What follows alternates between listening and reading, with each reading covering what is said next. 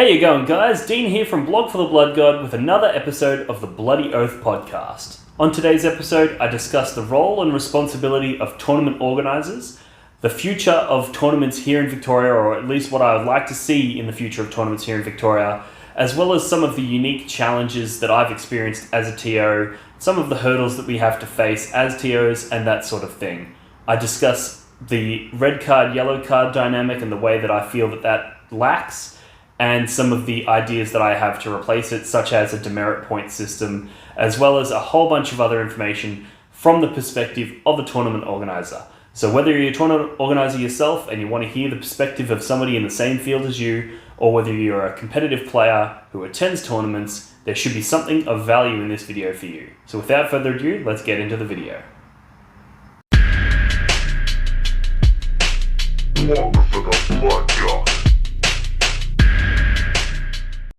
Hey you going, guys? Dean here from Blog for the Blood God with another episode of the BloodyOath podcast. I want to start off by hitting you guys with an apology. I know it's been a while since I've posted one of these. I've been in the process of moving house, setting up a new studio, working long hours, and also attending a lot of team tournaments that have been quite taxing on my time. And combining that with the difficulty of trying to coordinate with a guest and come up with topics that they're interested in, want to discuss, and working schedules in together, it's just one of those things where it's proved to be a lot more challenging than I had once thought. However, I do spend 2 hours a day in the car driving to work. So I thought what I'd do is bring back an old classic of a podcast that I did a few years ago called Cruising Speed, where basically I would just record the episode on my drive to work. And that way it didn't cut into my schedule, it didn't cut into my time, and it didn't require coordination with any other parties. It was quite effective and I was able to get quite a few episodes done. It does lack the interview style interaction with another person of a traditional podcast, but I think for the sake of getting more episodes out and getting more content out, I think this is the right choice. So so basically going forward, the BloodyOath podcast will be a reincarnation of Cruising Speed, where I'll be recording various topics, my opinions on those topics, on the drive to work, and then editing them probably that night and posting them the following morning. So there should be no excuse for the BloodyOath podcast not to continue to hit you guys with more episodes more regularly. So with that being said, the topic I wanted to discuss today was one that comes up quite frequently in my circle of friends, which is the role and responsibility of the TO in organised 40k events. I'm a well-established TO. I've TO'd many events, most of them being relatively small, but the frequency of them being quite high, and some of them being somewhat prestigious, like the Victorian Masters and a few other bits and pieces. So I've got plenty of TOing experience, and I'm involved in a lot of TO chats and that sort of thing, and so a lot of exposure to this sort of stuff. And then I've also got a few of my close friends are TOs of some of the larger events. I'm close friends with the Australian 40k ITC Championship TOs. I'm close friends with the EastCon TOs and the Men's and Masquerade TOs, people who run team events, people who run solo events, all sorts of different event organisers.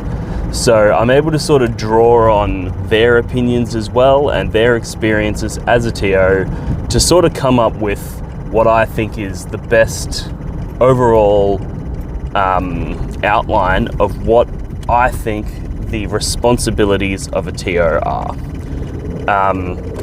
And I think this is something that gets brought up a lot because there's a lot of people have a lot of expectations of the TO, but people who have never TO'd an event before might sort of struggle to grasp the challenges that a TO has. So this episode is going to be largely me talking to those people. If you're a TO and you've TO'd events before, I have nothing but respect for you, and I wouldn't recommend or request that you change the way you do things. I respect any TO, and basically any decisions that they make, I'll 100% respect and stand by. I might disagree with them, but I'm not here to challenge other TOs. What I am here to do is provide some insight for those who have never ran an event before on what it's like to be a TO, and hopefully give them some understanding so that when they interact with a TO, they don't have, so that they don't have an information disparity, so that they understand what's going on for that TO and can sort of try to respect and appreciate the decisions that sometimes have to be made. So first, I think the best way to start is to make a distinction between a TO and a rules judge, or an umpire, or that sort of role. So in my opinion, these are two separate roles, often filled by the same person. Like when I run events, they're usually small events, so I don't require an independent rules judge. I can sort of run the event, run the day, as well as making rules calls. But it is worth noting that these are not always the same person, and they are separate roles, and they have separate responsibilities, separate power, I guess, and separate challenges. So in regards to the TO, as far as I'm concerned, they are exactly what's written on the can. They are the Tournament Organiser. That's it. They're there to make sure that the tournament goes smoothly.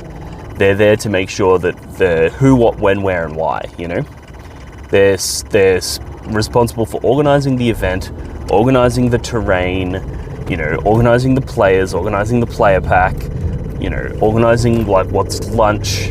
Is there going to be lunch provided? Is there going to be a dinner the Saturday night that people can go to? They're there literally for organisational and administrative purposes.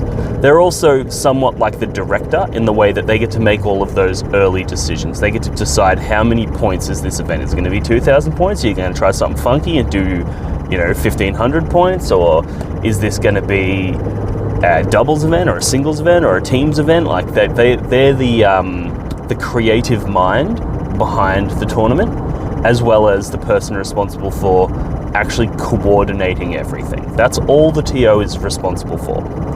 However, part of that is that the TO, in my opinion, needs to organise for there to be a rules umpire. Somebody there on the day who can respond to rules questions and make sure that there's no disagreements on the tables, and that any disagreements that do pop up are swiftly resolved with no angst or heat or anything like that. So I think every single tournament needs to have that role filled. You can't not have that role filled. And then the other thing that they need to organise is a Gumby player. And the Gumby player is basically just so that if there's a dropout or something like that and you end up with uneven numbers, that Gumby player can step in and play, just so that everybody gets a game and you don't have to have a bye round. When I run my smaller, 20, 30 man events, I generally fill all three of those roles. So I'll be organising the events, organising everything on the day, organising everything before the day. I'll also be the person that can make the final call on any rules disputes. And I'll also, if somebody drops out, I'll jump in and play as well. So I'll often fill all three of those roles. If I can get somebody who's happy to be my Gumby, that's always an advantage, because it means that I can focus exclusively on the first two roles. But it's not always possible, it's not always achievable, especially in the smaller events, because everybody that wants to be there wants to be a player. And whereas when you've got 100 players, it's pretty easy to find one of them that's happy to sit down if there's an odd number of people. So we've gone over the TO, what their responsibilities are. We've gone over the Gumby and what their responsibilities are. Now I want to talk about the rules umpire, or the rules judge, right? That person is an extremely important and crucial part of running a successful event, in my opinion. And it's just getting more and more so. The more complex the rule set gets, the more various interactions that are going to take place on the tables that, are unforeseen interactions that might not be covered in FAQs and that sort of thing. So it's really important to have somebody there who can do this. Now, when I do this, I think there's a few important things that should be, it should be an expectation So when you're attending an event, I don't think it's unreasonable to expect these things to take place. However, they don't always. And bear in mind, often the TO is organising a lot of different things, so that some of these things might slip through the net. But one of the important things is most tournaments will have like a list submission cutoff date where you have to have your list submitted, say, 1 week before the event. And the reason that a lot of them do this is because that way if there's any errors on the lists or anything, they can be fixed before the event. Whereas if you just rock up with your list ready to play, if there's an error, you might not notice it until your second or third game. And at that point, it's too late to sort of fix it. Whereas if you say the event's next weekend, if you say this weekend, you have to have your list submitted for review, and then those lists can go public and everybody can review each other's lists and find any errors.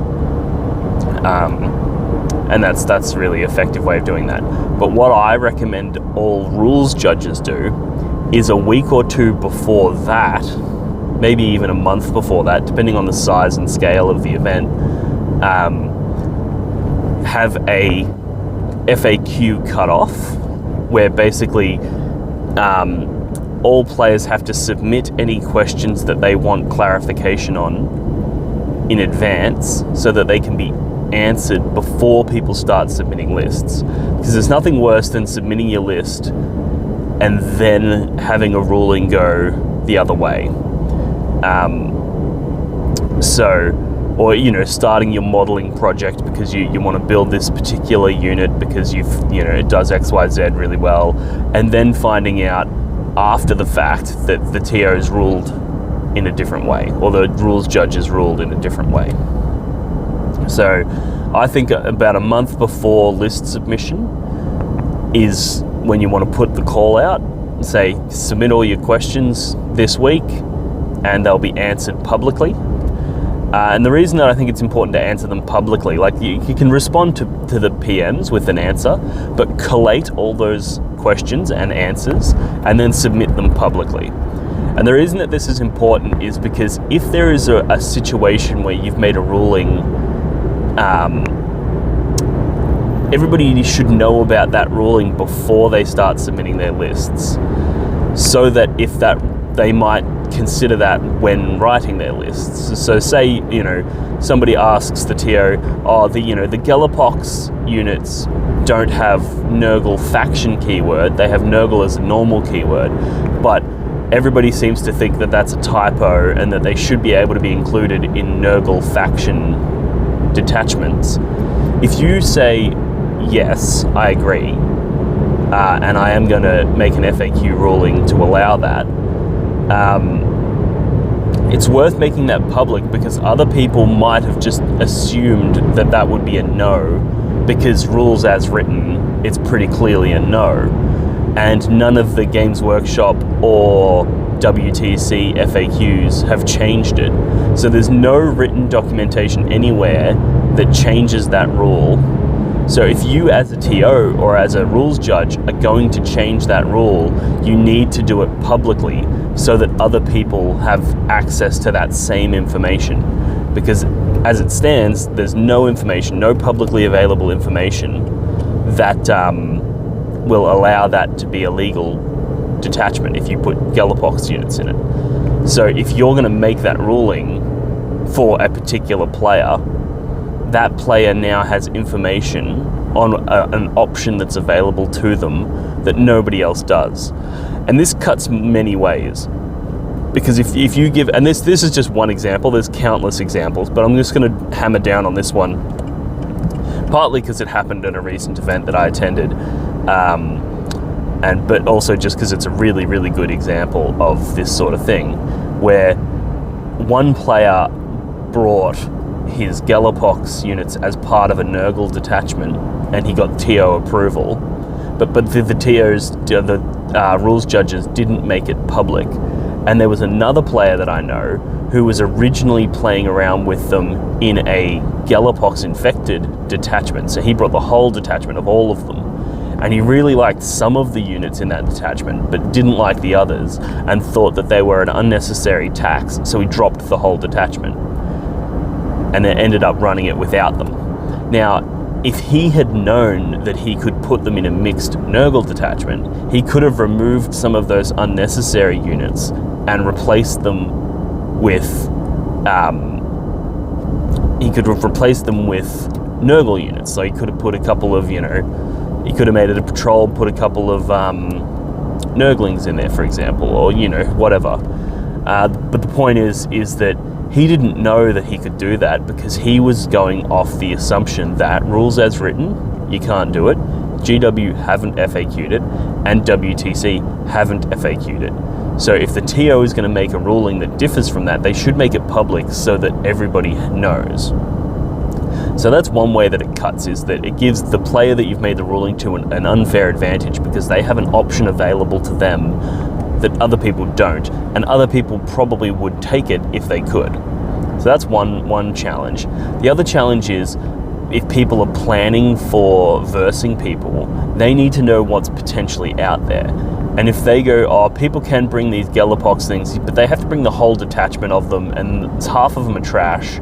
So I'm not going to really stress too much about Galapox. Then people might not even, won't even put the effort into researching how to beat them and what they can do and all their tricks. Whereas if you make it public that you're allowing them in mixed Nurgle detachments, well, now people are going to go, okay, so this is actually probably worth taking at that point, in which case it might pop up in the meta and I might have to consider it. So then they can look into these things and get the information that they need. Whereas if you keep all of that information just between you and the player who asked the question, well, now there's no way for the meta to account for this combination, because the combination rules as written shouldn't exist. So that's what a month before the event, I think it's important to have all of the questions on the table. Every question that people want to ask, you tell them you have a week after this point. Ask every question you can, and they'll be answered publicly. And that also is really helpful in regards to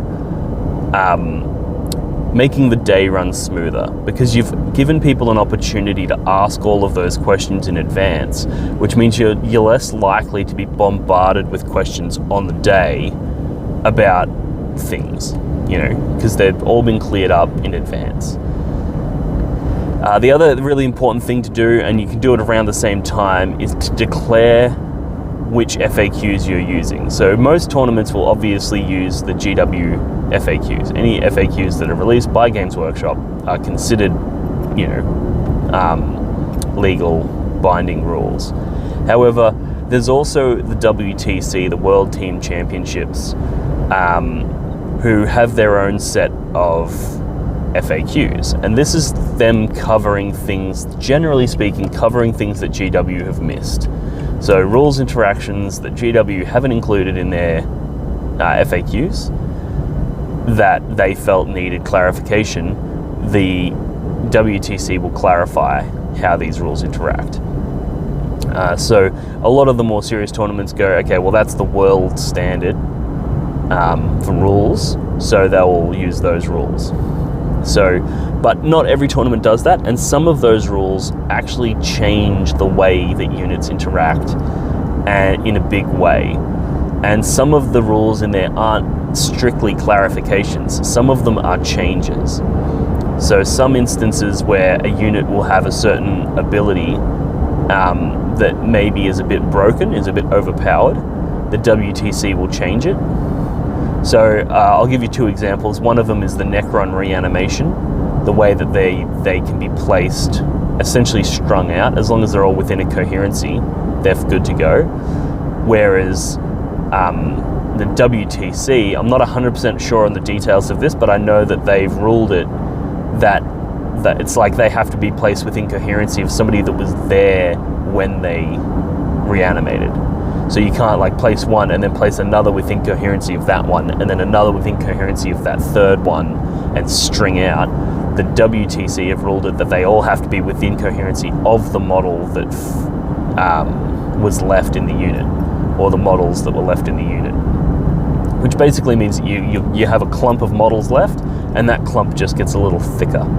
That's all that it means. But that fundamentally changes the way that Necron warriors, for example, play on the table, because one of the people's favorite things to do with them is run a bomb forward, you kill half of it, and then it strings out, and it makes it charge ranges closer, it can block you off objectives, it can get on objectives itself, it can block charges. There's tons of stuff you can do with it. But in WTC, you can't do any of it. And this is them directly changing a rule that had very clear function. This is exactly how the rule works. It's not ambiguous. They just didn't like it. And you can argue until the cows come home on whether or not they were right to change that. But the fact is, if you're going to use that rule set, people need to know. Another one is Pregame Stratagems. Everybody knows that you can use them multiple times, right? Because you can only use a stratagem once per phase, and the pregame stuff is not a phase. Even deployment stuff is not a phase, therefore you can use it multiple times. And people use this to put like multiple units in deep strike reserves, or various other pregame stuff. However, there's a few, and I'll give one example, which is World Eaters. They have a pregame strat which basically says spend 1 CP, pick a unit of World Eaters infantry, and move it 9 inches. So it's a pregame strat, so you can use it multiple times. So you could say you had 3 units, you could spend 3 CP and move all 3 of them forward 9 inches. But technically, rules as written, you could spend those 3 CP to move 1 unit forward 9 inches 3 times. Because nowhere in the rules does it say that you can't use the same strat on the same unit. It's just you can't use the same strat multiple times in a single phase. That's the only restriction. So you could go, okay, I'm going to spend a CP, I'm going to move this Berserker unit 9 inches. Now I'm going to spend another CP, and I'm going to move that same unit another 9 inches, because so you can do that. But WTC have ruled it that no, you can't use the same strat on the same unit multiple times, which is not in any way written in the GW rules or in the GW FAQ. Now, I know the WTC guys have access to GW on a level that I could never imagine, and I know that they have playtesters in their midst, so I don't doubt for a second that that's what the intent of that ruling is. I'm sure that they've spoken to GW, and GW are like, yeah, that's how it works. So they've just done their little FAQ. The challenge is that if you don't know that we're using the WTC FAQ, you might bring an army with 2 big 20-man blobs of Berserkers with a plan to spend 4 CP early in the game to move those all the way up to your opponent's deployment zone. But if you, and that's your plan, if you don't know they're using the WTC FAQ, then you'll struggle, because you'll rock up and then your opponent will just be like, nah mate, we're using WTC FAQ, you can't do that. And now you've got these 2 big 20-man blobs of Berserkers that aren't anywhere near your opponent's deployment zone, and then you're going to get blown up, and it feels bad. So that's why I think it's really important for the rules judge and the TO to make it very clear well before the event that these rules are in effect. I go as far as putting that stuff in my player pack. Not every tournament's going to do that, but I think it's important that that happens, because the player pack is the one thing that every player can be expected to have read. Whereas if you make a Facebook post or something at a later date, it's reasonable for a player to say, well, I didn't see that. I didn't know that Facebook post was made. So it can be challenging. Whereas if you put it in your player pack, we are using the WTC FAQ on top of the GW ones, and at such and such a date, all questions must be submitted via email or private message to XYZ person for review, and then that person answers all of those questions directly, and then also makes a public post a month before the event outlining these are the rulings that we've made. I think that's that should be a standard expectation for a tournament. It's not so big of a deal for little RTTs when it's like, it's just 20 mates getting together, having some beers and rolling some dice. But if it's any sort of serious large-scale event, then I think it's absolutely critical that these things are handled diligently, and it just makes your life as a TO a shit ton easier as well. That being said, I think it's really important to note, and this is, I'm going to keep bringing this up because I think this is super important, is just to respect that the TO has a lot of things on. Most TOs don't get paid for what they do, and I think the TOs are the backbone of this whole hobby community. And without them, there would be no events, and without events, a lot of people would struggle to find the motivation to get their armies built and finished, you know, and we'd end up with everybody having a big ass pile of shame. Everyone would just buy Warhammer and never build it, never paint it, and never play it. You know, you might play it with your mates, you know, once a month when you get together for a games night or whatever, but like, to actually get the quantity and quality of the hobby and the games that we want, you need tournaments, and the tournament organisers are the ones that make that happen. So just show them the absolute utmost respect, and if they fuck something up, like if they fail to mention whether or not they're using the WTC FAQ, so you assume that they're not, and then on the day it turns out, oh no, we are, we just assumed everyone would have known that we are, and then that fucks you over, don't get mad at them, you know? By all means express your disappointment. Like, don't just be a cuck and just take it, you know, just express your disappointment, but do it in a respectful way. Let them know, look, this is disappointing because I brought this for this reason, and, you know, blah, blah, blah. And, you know, if any particular TO makes these sorts of mistakes regularly, people are just going to stop attending their events. Like, the market will solve this problem, so to speak. That being said, now that I've put some expectations on what a TO should be able to do and what a player can expect, I've also put some expectations on what I think players should do in regards to respecting the TO and appreciating that, you know, TOs are important people and that they don't get paid, and it's a fucking huge pain in the ass, and it's a massive job, and it's largely thankless. So show them respect. Now I want to put a little bit more heat on the TOs and say that there's a lot of TOs, in my opinion, that have dropped the ball in a lot of different ways.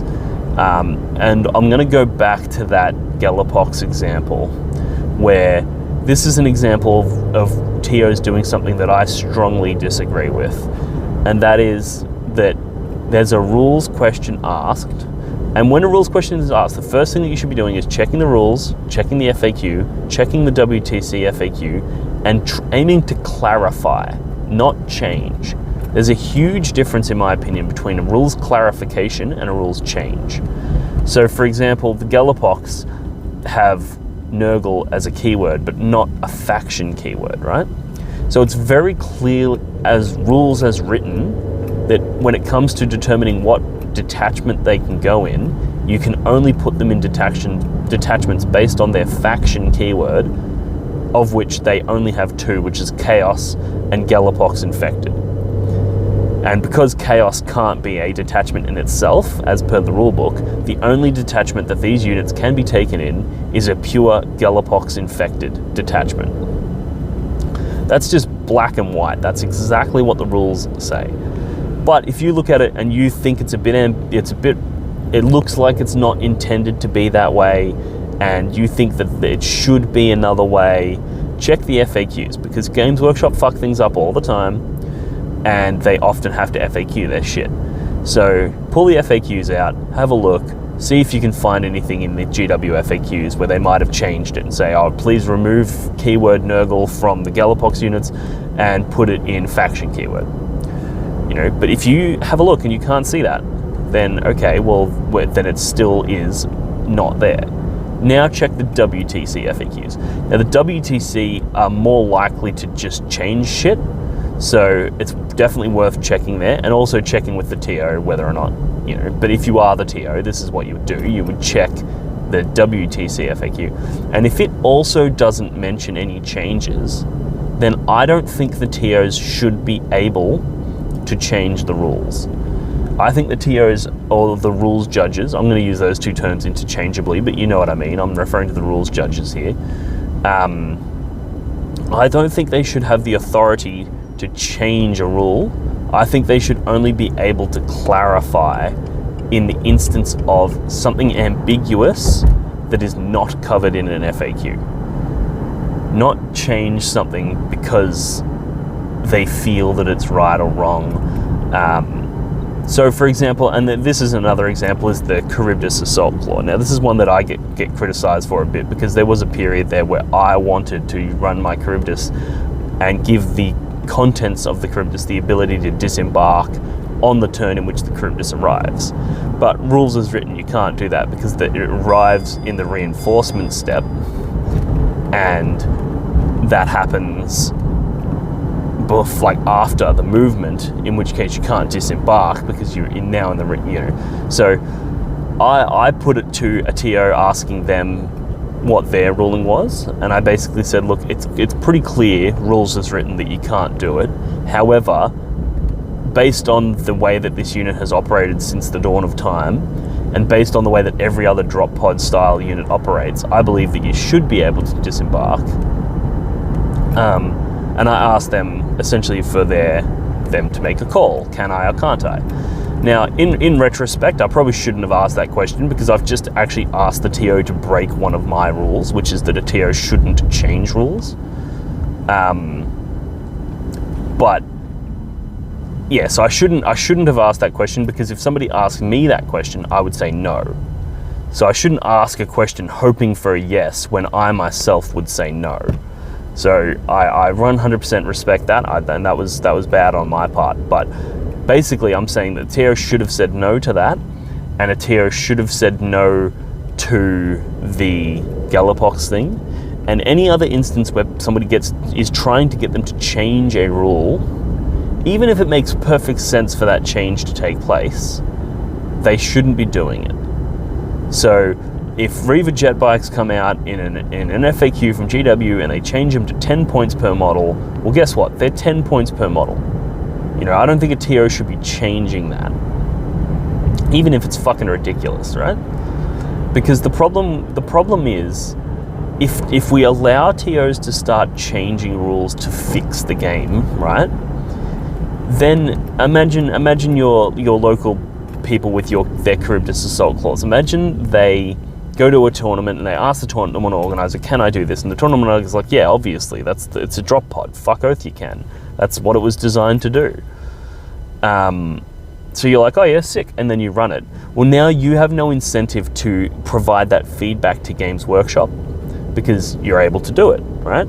And if you're not able to provide that feedback to Games Workshop are never going to update the FAQ and update that unit entry, in which case the problem never gets solved, right? And it also means that every single time there's a tournament, you now have to ask that question again and again and again. And also, there's every chance that a tournament organizer is not going to make their answer to the question public, in which case other people who have the Charybdis sitting on their shelf at home collecting dust might not take it, when they would had they known, or had FAQs come out fixing it. And they also are going to have people that are not going to factor in that there might be somebody with a Charybdis full of berserkers at the tournament, because they're going to go, yeah, well, no, that's not legal. So you end up going down this rabbit hole of all of these problems if you don't handle these situations correctly. And it's taken me, 3-4 years of TOing and running events and making a fuck ton of mistakes along the way. I've made so many mistakes, but I've learnt from them all. Every single one of them, I've learnt, okay, this is not a good way to handle that. This is not a good way to handle that. This blew up in my face, But, you learn from it. And one of the things that I've learned recently is that TOs should avoid changing things and should make sure that everything that they do is like crystal clear and publicly viewable. And that way there's nobody has any grounds to really complain at that point, because you can be like, well, I made all of the information public, so if you don't like it, well, then fuck off. you know. Whereas if you withhold the information, not even necessarily intentionally withhold, but if you don't make it public, that can be seen as withholding information, and then people can legitimately get reasonably upset with good reason, because you had information that they didn't, you gave that information to certain players and you didn't give it to them, and it can just make everything unnecessarily complex and convoluted and just messy. So yeah, I think TOs should avoid, and rules judges should avoid that, and I believe that their main purpose is providing clarity and clarification on rules that are ambiguous, because there's plenty of those rules out there, and that's what I think they're there for, is those rules where it's like you could read it this way or you could read it that way and get two very different answers based on your interpretation of what it means. So they're there to clarify those things if they're not already covered in one of the two FAQs, the WTC or the GW. So yeah, that's their role in the whole scheme of things. And there's plenty of instances where they're really important. The other thing that's really important is, as a player, if you're in a game and a rules question comes up, I think it's really important that you don't just immediately get the TO. You and your opponent should pull up the rule, read it together, then pull up the FAQs and search for it together, then pull up the fucking WTC FAQ and search for it together, and if you still at the end of that can't find the answer, then you call the TO, or the rules judge, because the rules judges and TOs are often very busy people. You know, they're running around answering questions left, right, and center. They're, you know, keeping their eye on troubled players that have been known to cheat in the past or whatever. You know, they're also, sometimes they're playing a game themselves because they've been drafted into being the Gumby. You know, they have a lot on their plate. So if you just come to them with a question and you haven't prepared all of the, you know, you haven't done your due diligence and tried to find the answer yourself, that's really frustrating as a TO. And often if people do that to me, I'll just be like, you know what, I'm gonna 4-up it if you guys don't look this up, you know? And that way it gives if they look it up later and find, oh, I found the rule, I was right, I'll be like, well, you should have found it before you asked me, you know? Depending on how much time the rules judge has available. If they're not busy, then yeah, sure, I'll dig through rules for you, I'll dig through your codex, I'll dig through everything.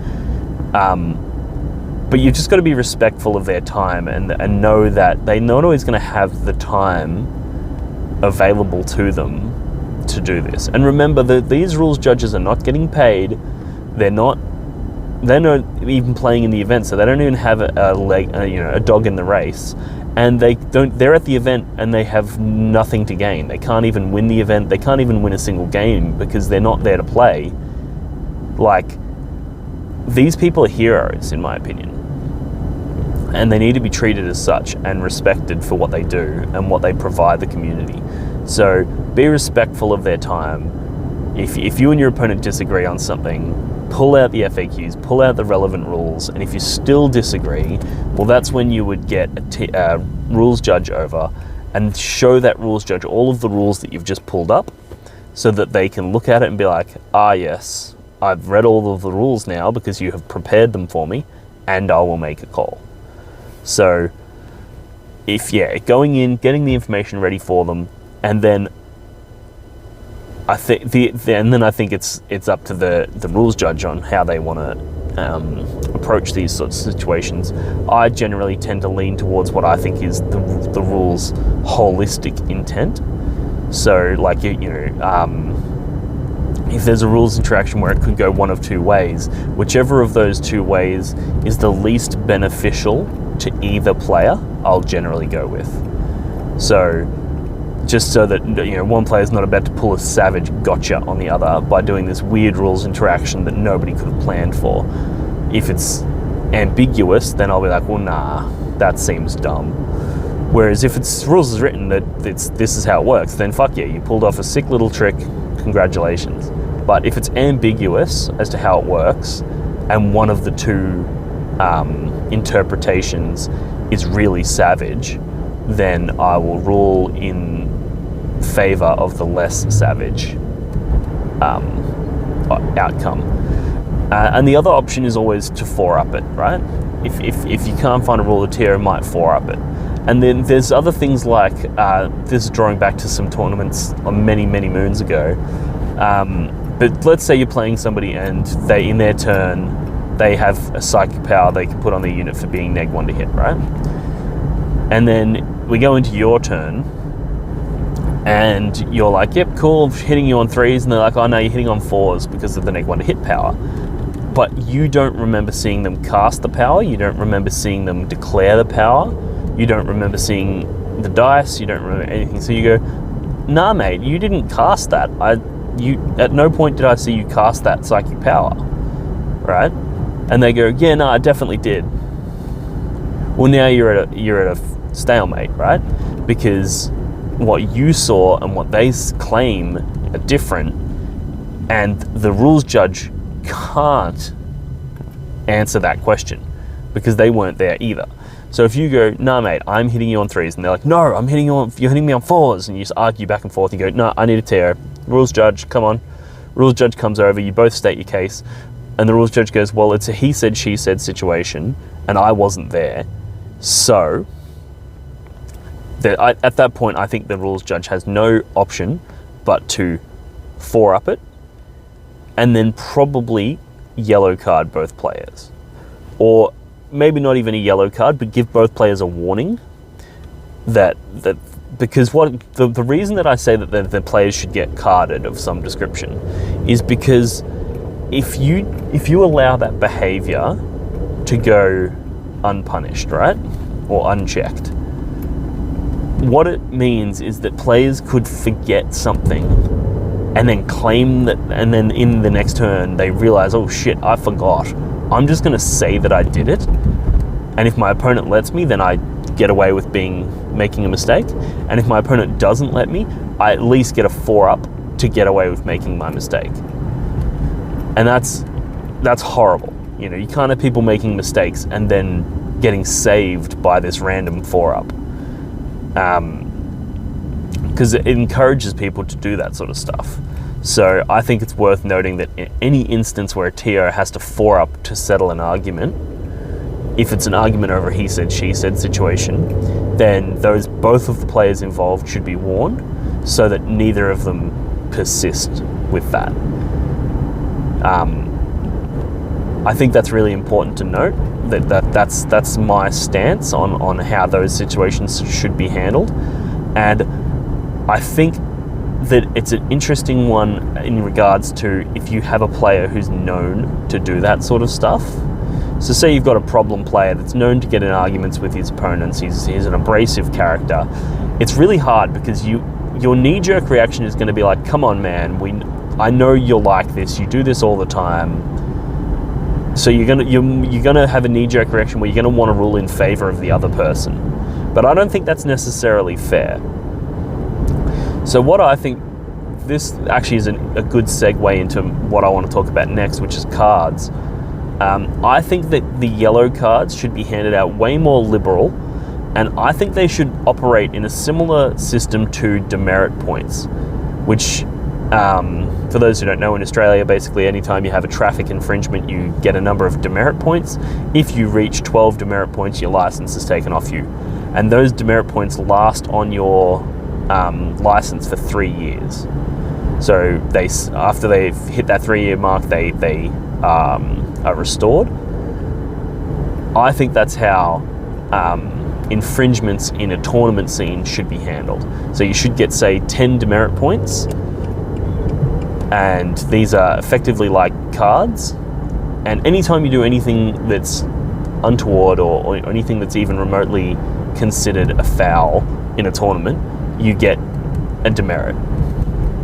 And the TO can weight these however they want. They can be like, well, I just saw you cheat, you know, so that's 5 demerits, you know. And those demerits last you for, say the tournament season. And that way, if we did this on a national or even a global scale, you wouldn't, because one of the problems with the yellow card, red card, say you use the standard, you get 2 yellow cards and then a red card, and if you get red carded, you're booted from the event. If you do that, what you're effectively telling the opponent is that they can, what you're effectively telling the players is that they can get away with cheating or fucking up or whatever twice before it's a problem. Which some players are. I know players, unfortunately, I do know players that will intentionally, not cheat so much, but they'll intentionally do things a little bit sloppy, knowing that they can fuck up twice and it's fine. They've got that, like, it's almost like an insurance. They're like, I can fuck up twice and nothing will happen to me. And then if I fuck up twice, I'll really tighten up at that point. And I'll start doing things by the book. But I'll just play sloppy games until I've fucked up twice. Whereas and they know that they can just do that at every single event. They could get 2 yellow cards at every single event of the year and have effectively had received 0 penalties, because at no point were they booted from the event, at no point were they docked points or ITC points or anything like that. So I would really like to see a demerit system in place where if you fuck up in one event, those demerits are with you for the next event as well. Now, obviously, you wouldn't do a yellow-red system across multiple events, because that's only effectively 3 mistakes in the entire year. So I think it should be like 10 demerit points, and then you can weight them depending on the in the, whatever you want to call it, the severity of the infringement. And those should be at the very least national, because not many people play in multiple countries. So at the very least national, and they should last for the entire season. And you still give the tournament organisers the independence to penalise and boot people as they want or whatever, but some kind of national demerit system where those points will stay with you for the entire year. So yeah, and then you can use those demerit points to weigh in on future situations. Like if you see an argument between 2 people and one of them's got 8 demerit points and the other one has none, you might be like, you know what, I'm actually going to rule in favour of the guy with no demerits. And that way you've created an incentive structure for people to keep their demerits as low as possible, because it's like almost like a social credit score. As much as I hate that stuff, but it's almost like a social credit score where you go, you know what, this person has had no infringements all fucking year. They've played nothing but perfect games. You've got 10 infringements. You've been, known to do this sort of stuff, and there's data now to prove it, because you've got, 8 of your 10 demerits have been taken. So you might, and it also means that somebody might, they might attend an event and cop 3 or 4, and then another event and cop another 2, and now they know, fuck, I'm on 6 demerits out of my 10. For the rest of the year, that person needs to be really careful, because they're like at the start of an event, they go into an event in their first game, they have to be really careful, because they know that they're on the way to receiving a ban, which I would essentially say when you hit 10 demerit points, you're banned till the next season. So for this season, all your points are wiped, and you can't attend any further events until the following season. Just the same way that if you lose your license. I mean, losing your license is way worse. Like the penalties for running out of demerit points on your license are way harsher. Like you lose it for a longer time, and it's harder to get them back, etc. And I'm not suggesting that we take 40k that fucking seriously and that intensely, but I do think that there needs to be systems in place for this exact reason, and so that we do capture all of this sort of stuff. And I think the demerit point system is a very, very good method, because it also allows things to be sort of weighted in the way that, you know, that like sometimes somebody will do something and you're like, it's not really worth a yellow card. Like, all they did was argue about a he said, she said situation. But if you go, cool, you guys argued about a he said, she said, that's 1 point each. You know, most people will be like, oh yeah, whatever, it's only one of my 10 demerit points. But if you do that at 10 different events, you're gone, you know? So, whereas something more severe, like this person, you know, was caught using a stratagem that he doesn't have access to because he's not, you know, he was using an ultramarine stratagem on his salamanders, you'd be like, okay, well, that's 1 point. And then in the next game, if you hear, oh, he was using a fucking Raven Guard stratagem on his salamanders, you'd be like, okay, well, this time I'm fucking hitting you with 2 points because you knew. So it's you're painting a bit of a picture here that you aren't paying attention to, and you're not listening to the warnings that you're getting, so the severity and the weight of the infringement goes up.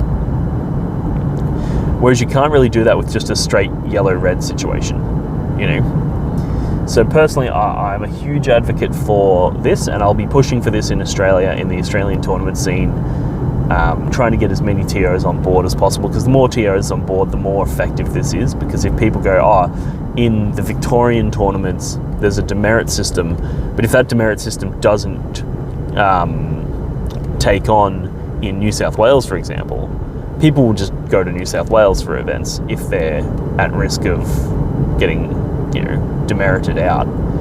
So, yeah, I think the more tournaments that adopt this method, the better. And it also requires players to be very liberal with this, because if your opponent does something shady and you don't say anything, then, or you wait until after the game to complain about it, and now there's no way the TO can verify it. If you do that, then there's no real way that we can improve going forward. The players need to be held accountable, and the players need to be working with the rules judges and working with the TOs to make sure that all of these little infringements are captured. Individual demerit points or multiple demerit points are handed out depending on the infringement, and that way we can all work together to make sure that the tournament scene doesn't have the same level of cheating that, or even just sloppiness. I don't want to use the word cheating, because cheating, first of all, it implies intent, and it implies malice. And I don't necessarily think that those two things are present in every instance. So somebody might just get a rule wrong by mistake because they misread it, or you know, whatever, which people do that all the time because it's a really complex game, and that's understandable. So I don't think this is not necessarily a response to cheating. It's just a way to make people own the game and make people accountable for what they do. So you might, like, for example, there was a game not too long ago where it was probably about 6 months ago, where the first time I was running Noise Marines, and I had the old Chaos Space Marine Codex, not the new one. And in that, it just said that they can shoot if they die, even if their opponent's within 1 inch. So I was like, oh yeah, cool. If you charge me and kill like 3 guys, I'll take these 3 guys from the back of the unit and shoot your other unit all the way over there with my sonic blasters, because I can shoot even though you're within 1 inch. But I got that wrong. And turns out that you have to shoot your pistols into the unit that you're in combat with. So I misinterpreted that rule, misread it, whatever, and there was no malice to it, but I still think I would have lost a demerit point or 2 for that, because that's not right, you know?